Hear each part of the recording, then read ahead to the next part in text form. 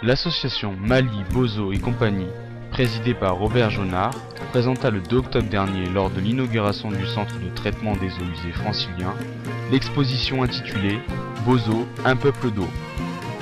Méconnu du grand public, l'art Bozo recèle des formes et des couleurs chatoyantes, expression d'un art populaire qui révèle un peuple mystérieux aux légendes et coutumes ancestrales, issu d'une culture principalement développée autour de la pêche et du monde aquatique.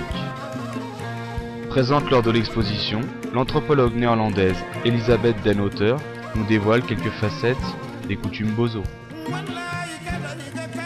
Ça n'est pas une sirène, proprement dit, mais on l'associe avec une sirène ici.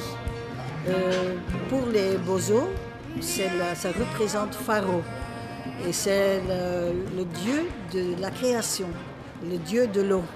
Le théâtre, c'est un théâtre purement pour les gens eux-mêmes. C'est pas pour un public extérieur. Les Bozo, par contre, ils font pas souvent. C'est irrégulier.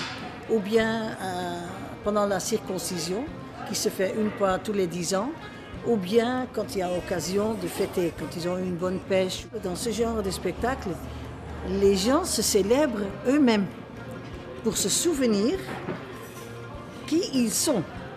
Donc les Bozo, dans leur masque, c'est les poissons forts, les grands poissons qu'on mange, qu'on aime manger.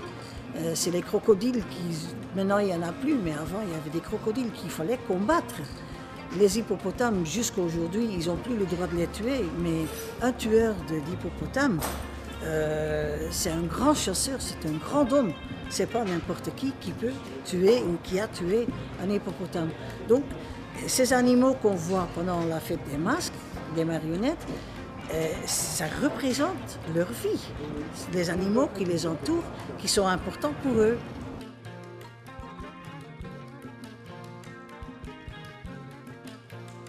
Les Bozo vivent au bord de l'eau.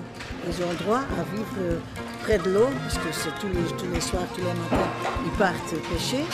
Et les Bamanans, les Bambara, ils sont plus à l'intérieur du village. Mais les Bamanans, c'est des agriculteurs et ils dépendent l'un de l'autre.